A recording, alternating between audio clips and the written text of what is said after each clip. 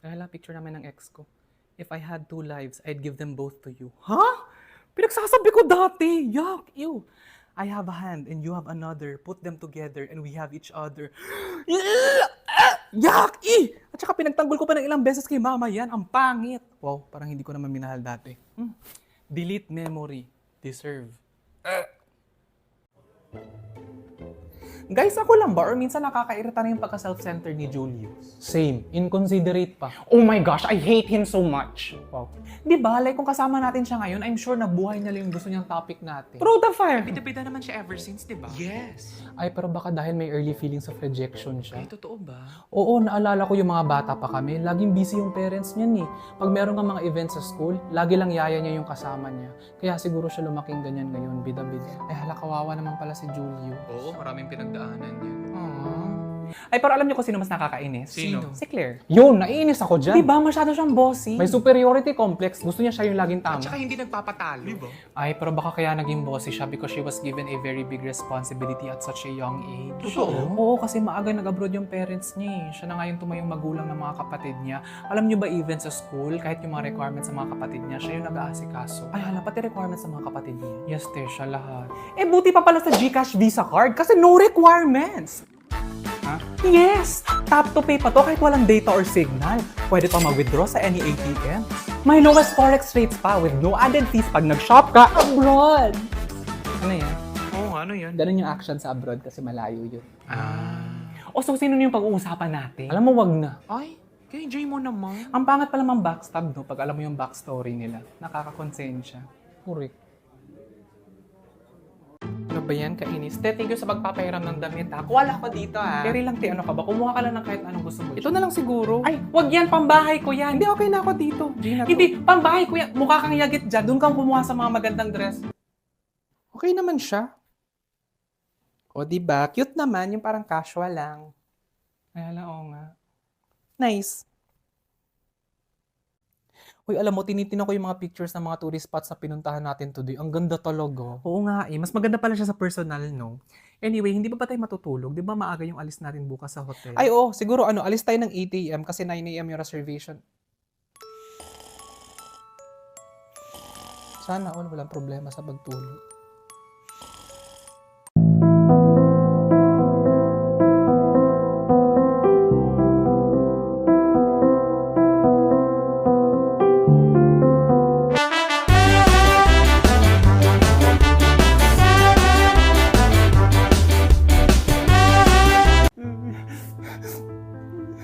Wait eh, ano ba? Huwag ka na maging malungkot. Oo nga, no?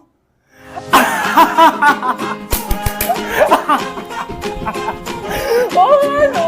Ba't ko naman pipiliin maging malungkot kung pwede naman ako maging masaya? Ganon? Sorry, te. Kung pwede lang, te. Kung ganon lang kadali. Sige, go. Next customer.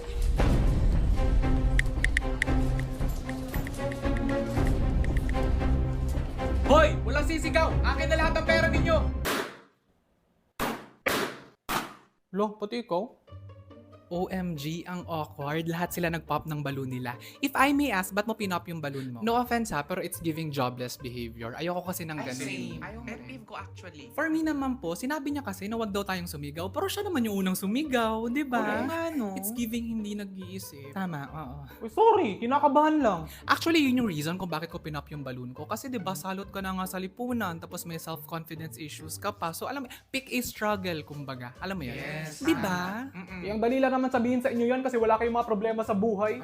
Uy, marami din kami problema sa buhay ha, pero hindi yun naging dahilan para manglamang kami ng kapwa. Ah, so that's why you popped your balloon? Yes, ma'am, kasi hindi ko gusto yung prinsipyo niya sa buhay. Ibigay nyo na lang kasi ang pera ninyo para matapos na to. Hoy! Hindi lang ikaw yung nahihirapan sa buhay. Oo nga, lahat kami nasa-stress din sa buhay, no? Naku, buti na nga lang, may bingo cookie sandwich! Kore ka dyan! Pahinga ko rin ang bingo cookie sandwich tuwing pagod ako sa work. Totoo! Favorite snack ko rin to tuwing break time with its satisfying burst of flavors. Masyado kayo judgmental! O, diba? Being judgmental works. Yay! Good teamwork, guys! I love it so much. Good morning, Ay, April. ang ganda ng hair mo, April. Oo, nagpasalo na ako Nice, ang kahapon. ganda. May iced coffee pa, ha? Ay, ito for the vibe lang to. Anyway guys, happy Monday. Kaya natin to. Laban lang. Correct, laban lang. Hi, April. Happy Monday. How's your mark? Ay, hala. Wala siya sa mo. Malayo pa kasi yung payday. Ate, saan nga ulit nakalagay yung nail cutter natin? Ay, nandun sa maliit na pouch sa loob ng cabinet. Thank you. It's okay. Welcome. Ate, saan nga ulit nakalagay yung nail Ano? cutter? Ba't nagagalit ka agad? Nagtatanong lang eh. Kasi naman paulit-ulit yung tanong mo, hindi ka taga dito. Sus, wala ka lang pera eh. Wah! Hulo. Kung ganyan ka lagi, pag wala kang pera, ang pangit ang ugali mo. Friend, hindi lang ako order ha, kasi nagtitipid ako ngayon. Ano ka ba? Para saan pat friends tayo? Ako nang bahala sa'yo. Ako nang magbabayad. Talaga? Got you. So, isang grilled pork Isang chop. grilled pork chop. Carbonara yung sa'yo, Yes, no? friend. Tapos isang carbonara. Ay hala friend, nakalimutan ko. Last money ko na pala to, pambayad ko ng bill. Ay, hala. Kuya, pa-cancel na lang ng carbonara, Sige po. please. Ay hala, wait lang, naalala ko na may G-credit pala. Ang perfect mantawid sa bills pag Pecha de Peligro. Get up to 50,000 credit line for bills payment, online purchases, and in-store QR transactions. Lower pang interest the earlier I pay. Kaya kaya today with G-credit. So, tuloy na yung carbonara. Yes, friend. Grabe ka naman sa akin. Sorry na, friend. Tapos na kasi yung season of giving. Back to survival mode na tayong lahat. Ganun. Babe, ilang beses ko na ba sinabi sa'yo na pag naglagay ka ng laundry sa basket, ilagay mo ng maayos? Ba't ang init agad ng ulo mo? Eh, ang dali lang kasi, oh. Ayan, no. Alam mo kung ayaw mo may nagagalit sa'yo tuwing nagiging makalat ka, mabuti pa maghiwa. Sure, mahirap bawiin pag nasabi mo na. Mabuti pa maghiwa na lang ako ng apple. Hindi pa ako tapos eh. Favorite natin to. Gusto mo? Yes, please. Love you. I love you too. Babe, di ba sinabi ko na sa'yo na huwag ka nga mag-iwan ng basura sa car, especially pag pagkain, kasi nilalanggam yung sasakyan eh. OA mo naman, para yan lang. Eh di kung ganyan na gusto mo magtapo ng basura kahit saan mo gusto na walang nagagalit sa'yo, mabuti pa mag-break. Sure? Final na? Mabuti pa mag-break dance na lang tayo.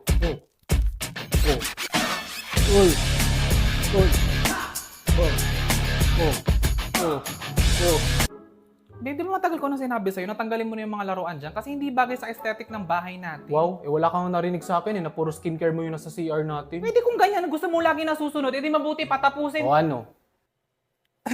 Mabuti patapusin ko na yung pag-organize ng groceries. Ito naman, yun yung gusto kong sabihin. Ayun! Nag-restock pala tayo ng Bactidol Itchy-Cough Relief. Of course, hindi pwedeng mawala to. Tsaka alam mo, babe, I realized na we should stop using breakup na as a threat whenever nagtatalo tayo kasi ang toxic at saka immature eh. Correct. Diba?